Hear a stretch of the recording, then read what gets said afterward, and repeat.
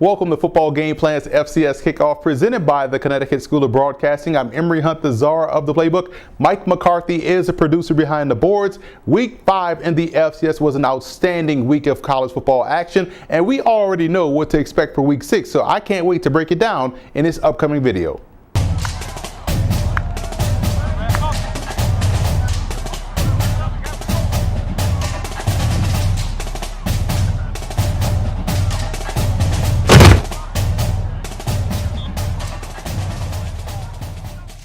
As we start to get into some of our game previews, let's first see who is on upset alert this week in the FCS. Northern Colorado welcomes in UC Davis for homecoming, and this game is on high upset alert for the Aggies because of two reasons. First, the Bears are not as bad as their record may indicate, and second, this game is sandwiched in between a big matchup next week for UC Davis against Idaho State. The Bears have to be able to sustain drives on offense and get teams off the field defensively. That's been their main bugaboo all season long. They've been in a lot of these games this year. They just can't find ways to string drives together and or close them out. I like UC Davis in this ballgame. The focus will be there for the Aggies, and they'll avoid a slip-up in Greeley, Colorado. I think the FCS gives a student athlete a chance to really develop in the classroom and on the field. And I don't think there's anything that gets in the way of the development of the student athlete. You know, whereas in sometimes other conferences, other levels of play, I think there's some things that could sway a student athlete in a wrong direction here or there. But I think at the FCS level, I think it's all about the student athlete. I think it's all about his development in the classroom and also on the playing field. And it really it keeps your values and your goals right in front of you. And I think there's less things that are going to take you away from those things. Now let's get into some previews for this upcoming weekend in the FCS. This game between Bryant and Duquesne will ultimately come down to who can stop the run. Both teams in this game have not been so good in that area, which is why they've played a lot of close games this season. So we'll be in store for a lot of points in this one. I think when you look at the defense that's capable of having that special it factor in a quote-unquote need a stop situation, look no further than edge rusher Thomas Costigan and the Bryant Bulldogs. I think because of this element to affect the pocket, they'll get the key stop needed to win and what will be a high-scoring back-and-forth affair in the NEC. The number 1 team in the nation, North Dakota State, travels to Northern Iowa to take on the Panthers. The Bison needed all 3 facets to knock off South Dakota State last week. Credit to the defensive line for making things very uncomfortable for quarterback Taryn Christian. They'll need that front 7 to have an encore performance against a punishing ground game of Northern Iowa. Now, speaking of the Panthers, back-to-back shutouts for this defense, and they've looked dominant in doing so. What makes the Panthers so tough and a tough matchup for the Bison isn't the fact that they are built similarly and go about their business the same way. This game will essentially boil down to Easton Stick versus Eli Dunn. Can they be efficient, effective, and also protect the football? I will give the slight edge to Stick in this situation. Look for yet another close call for the Bison, but they'll leave Cedar Falls with the win. An important game in the Pioneer League between Drake and Butler, and what will be a telling matchup for both teams.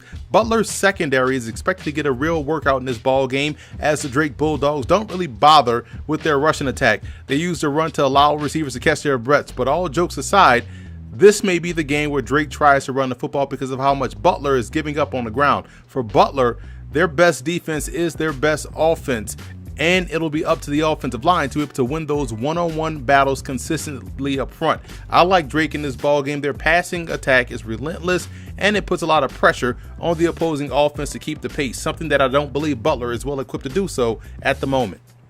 It's good to see these two teams play each other once again on the gridiron as Idaho travels to Idaho State. The Vandals and Bengals share a lot of similarities. The biggest one, in my opinion, is how they're able to have success along the line of scrimmage. Idaho does it on offense, while the Bengals do a great job defensively. So look for a strength versus strength battle in the trenches. Another similarity is how inconsistent they are in throwing the football and also playing inside the red zone. So there isn't much that separates these two squads from a matchup perspective, but where I believe the Bengals have the advantage is with their ability to hit the big play. The Gueller brothers seem to have that sixth sense about them. Mitch, the receiver, is one of the best in the Big Sky, so look for him to make a big play down the stretch and be the reason why they knock off Idaho. Bengals head coach Rob Hennessy is doing a fantastic job in his second season. What a big game we have here in the MEAC between Norfolk State and Florida A&M. The Spartans have quietly gone about their business this year and find themselves 3-1 on the season. Head coach Latrell Scott has done an excellent job with his squad. They are solid in virtually every facet of the game and are getting really good play from quarterback Jawan Carter. Florida A&M exploded offensively last week in the beatdown of North Carolina Central. We got to see the best of Ryan Stanley, the Rattlers starting QB, who looks like he's ready to take that next step forward in his progression. New head coach Willie Simmons has already made a huge impact on his team. Outside of the weird loss to Jackson State, FAMU has been one of the best teams in the MEAC.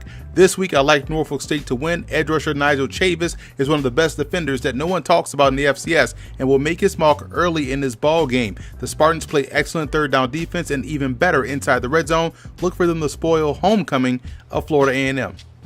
Down in the Southland Conference, Southeastern Louisiana and Incarnate Word meet in a battle between two surprising teams that are on 2-game winning streaks. It's been the improvement on the defensive side of the ball that has been the story for both teams. The Lions on offense, though, have to find ways to be able to generate some production from running the football. It has really hindered their ability to sustain drives. The Cardinals have an explosive running back in Raekwon Dickens, who is averaging a whopping 10 yards a carry on the season. In the secondary is where you see the Cardinals most improved, and that's the key to this matchup. I like Incarnate Word in this ball game. They match up well versus what the Lions want to come in and do offensively, and they'll subsequently get the win. Pivotal game in the Ohio Valley Conference between Tennessee State and Austin Peay. The Tigers are coming off of a tough loss to Vanderbilt, one they had a chance to win in the last 2 minutes of the game. This matchup versus Austin Peay will ultimately come down to the running game. Both can Tennessee State run the ball, and can they stop the run of the Governors? That's what Austin Peay does really well. They own the line of scrimmage and have solid point of attack play. Where Austin Peay has to excel in this one is in the situational football department. Will they find big plays defensively like they did last season? Can they frustrate Demery Croft in a Tennessee State passing game? I don't think they can, which is why I like Tennessee State to pick a huge win up off the road against Austin Peay.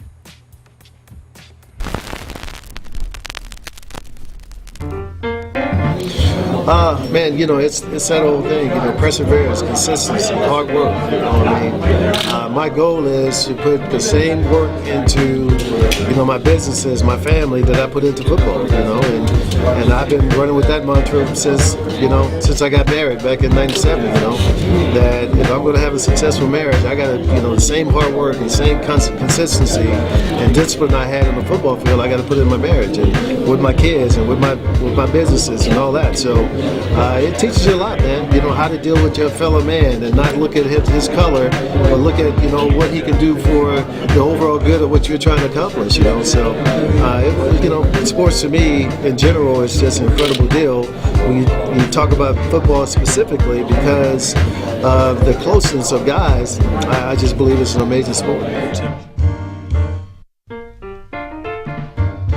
This upcoming weekend, I'll be attending 2 games live to do some scouting and to be a color analyst. First, the game that I'm going to be scouting will be Dartmouth at Yale. A lot of pro prospects on display. And the game that I will be the color analyst on will be Morgan State's homecoming as they play host to South Carolina State. Now, it's never too early, like we always say, to talk NFL draft. So here are some of the 2019 NFL draft prospects you want to keep an eye on in both of those ball games.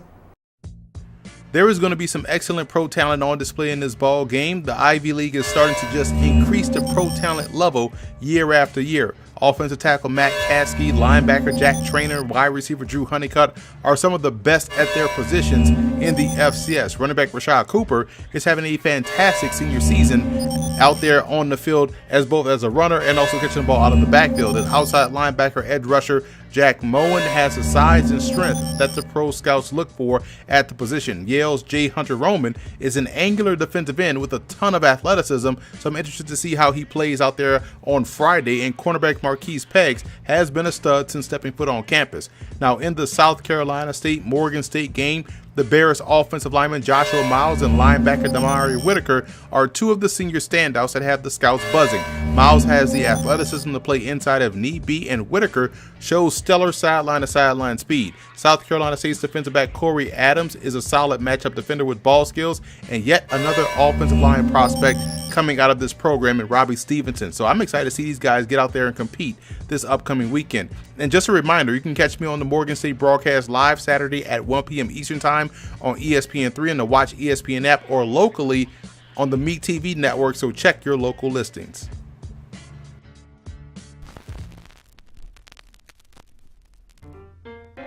I think that the main reason to choose HBCU is for the family atmosphere. The guys are going to get the core values that their parents taught them, that their family members tried to raise them. You'll have a close-knit atmosphere. You'll actually have guys that care about you as a person. So I think that's the main reason for choosing the HBCU. It's a big game in the SWAC between Alcorn State and Alabama State, more so in particular for a team like Alabama State that's still trying to find their way or fight their way up the East standings in the East Division of the SWAC. You talk about a team in Alabama State that has all of the pieces to be successful, they just have to find ways to put it all together for a complete 60 minutes in a football game. In this particular matchup, it's going to be important that they find ways to stop the run and win on first down defensively. For Alcorn State, they can't sleepwalk in this ball game. They have to hit the ground running against a team like Alabama State that's looking to pull off the upset and shake up the SWAC standings. I don't see that happening. I do believe Alcorn is a team that's destined to play in the SWAC championship game, so look for them to take care of business at home against the Hornets. Eastern Kentucky and Jacksonville State hit the gridiron this weekend, and you want to talk about a strength versus strength battle, look no further than this matchup. The Colonels have the best rushing offense in the OVC, while the Gamecocks have the best rushing defense. Well, the pressure that Jacksonville State puts on your ability to make plays in the passing game puts a lot of pressure on Eastern Kentucky's quarterback, Dakota Allen, to do so. That's going to be how they can loosen up this defense and run the football. And tight end Dan Paul will be a huge in this game from a blocking perspective, as he could give them an edge along the line of scrimmage in that regard. Jacksonville State's quarterback Zarek Cooper is starting to hit his stride, and we're seeing a well-rounded offense of JSU as a result. He'll need this offensive line to keep Colonel's defensive end Aaron Patrick out of the backfield, where he seems to have set up shop against everyone that Eastern Kentucky has faced this season. This is going to be a great game, one that will show you how far Eastern Kentucky has come, but I like Jacksonville State in this one by a close margin. What a game in the Missouri Valley Conference this week as the surprising Missouri State Bears take their show on the road against the explosive South Dakota Coyotes. The Bears are coming off of back-to-back wins over ranked opponents, most recently the 9th-ranked Illinois State Redbirds. It's been opportunistic play and their defense which has been the story. They've really found a way to eliminate the big play this year, which was a problem for them in 2017. Also, despite his interceptions, quarterback Peyton Huslick has been solid in the running game. South Dakota's quarterback Austin Simmons is just as effective as there is throwing the football in the FCS. The Coyotes offense can score from anywhere on the field. I worry about their defense's ability to stop the run though in this ball game. Missouri State likes to lean on opponents, and I think the Bears will win. And where they also do an exceptional job, and this just comes down to coaching, is in the discipline department. They do not beat themselves with penalties or mental mistakes, and it's been a consistent thing for them throughout the season. They are for real. Down in the SoCon, we have a battle of titans as the Wofford Terriers travel to Chattanooga to take on the Mocs. Where this game will be won is on defense. We know the Terriers boast one of the best in the FCS, surprisingly, versus the run. Defensive lineman Miles Brown is a big reason why that is. The Mocs do a great job of working both ends of the spectrum on the offensive side, but what they can't have happen in this ball game, especially against a triple option team, is turnovers. That's what killed them last week early against East Tennessee State, and it will do the same here against Wofford. It'll be interesting to see what approach head coach Tom Arth enters this game with. I think there are some opportunities to push the ball downfield against this secondary. Despite their numbers, Chattanooga has the playmakers on the perimeter to supersede the pass defense statistics of Wofford. But all in all, this is still a game of ball control, and that's where the Terriers have the advantage, and not just because they run the option, but because they're outstanding up front. They should be in this game as well against Chattanooga. One of plenty key matchups in the CAA this weekend involves Stony Brook and Towson. There are two of the great stories so far this year. Both are spitting images of one another and expect strong point of attack play and a lot of running of the football. The difference and key will be both ball security and ball control. The Seawolves do a great job of not beating themselves. They are also very disruptive defensively, doing a great job of resetting the line of scrimmage. Towson's quarterback Tom Flacco has been fantastic this season, and it's his athleticism that can create issues for Stony Brook pass rush because he can make you pay if given a lane to take off. Where the Tigers have to be careful is if Flacco takes unnecessary sacks, or on the defensive side, if they struggle to win up front against a strong offensive line of Stony Brook. I'm excited to see how this one plays out. The Tigers do have the element of explosiveness within their offense, but there's something to be said about the old school physical approach of the Seawolves. I still like Towson to win this ball game. To me, Tom Flacco is the ultimate X factor.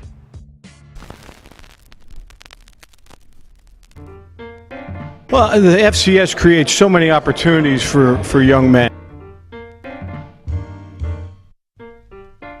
And it's, I think, and you look in our league, it's really the best. It's the best combination of winning football, but also outstanding student athletes. That's really the true model here. And a lot of the FCS programs feel the same way. And, we're blessed to be where we're at here at Lehigh, and everybody else in this league feels the same way. But the FCS, you'll see a lot of people that aren't coming necessarily to the NFL, but what they are is they're becoming leaders of industry, whatever they do when they graduate. And that's really the most important piece of going to college and playing college football, is to getting that degree. And our guys really excel in that response.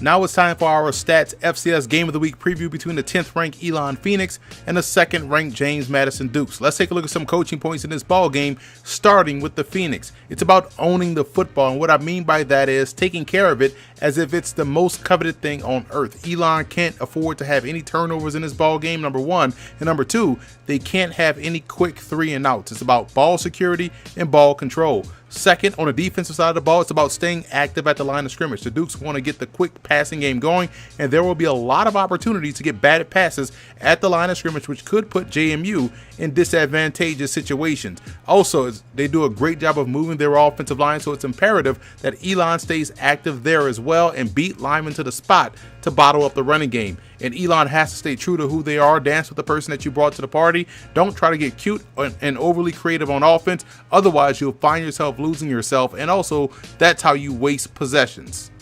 Moving over to JMU in this ball game, and they have to play great team defense. That means it's 11 guys to the football at all times. Elon does a great job of challenging a defense to make physical plays at the point of attack and also on the perimeter. If you're not rallying to the football, they can pop a big gain, which ties directly into the defense winning their individual battles up front. If everyone does their job, win their battles, that's how you can ensure you're playing great team defense. And finally, offensively, they have to keep the pressure on. JMU has the type of offense that can put up points in a hurry. In my opinion, they have to make this game a track meet. If they can do that, try to get 2 to 3 score lead quickly and force Elon to break tendencies, which in my opinion will be a win for JMU defensively. Let's take a look at some X factors in this ball game, and for Elon, I look at quarterback Davis Cheek and his ability to be efficient and manage the game well. He's done a great job the last 3 weeks in doing so. He has to be efficient in the passing game, keep this offense on pace, to do a great job in the zone read option game, to where he's going to give the football or pull it or things of that nature to keep that defense off balance. So if he can play a smart, efficient game manager type of a game against James Madison, they're going to have their opportunities to hit some big plays deep down the field. And again, he's going to have to connect on those. And for James Madison, I'll look at the cornerback, Jimmy Moreland, the outstanding corner, a preseason All-American. Here's a guy that's one of the best lockdown corners in the FCS. The problem is he's facing a team that doesn't really throw the football a lot, so he has to stay in tune to what's going on in front of him. He also has to be a great run defender. If he can play a complete game against Elon, then that's James Madison playing great defense. So I look at Jimmy Moreland because he's a key player on that defense, playing a great complete game in order for James Madison to have some success. I like James Madison in this ball game. This is a very good football team that can beat you on the ground. They can beat you throwing the football. Defensively, they pressure the quarterback. They clog up running lanes, and most importantly, in the secondary, they can turn the ball over. So I think they'll play a complete game against the Phoenix and knock them off at home. So that's it for this week's episode of the FCS Kickoff. I'm Emery Hunt, the czar of the playbook. Be sure to follow us on all of our social media accounts. Don't forget to check out and subscribe to the Football Gameplan Network located at youtube.com/footballgameplan, and subscribe to Football Gameplan Podcasts, which are located on iTunes, and leave us a 5-star rating.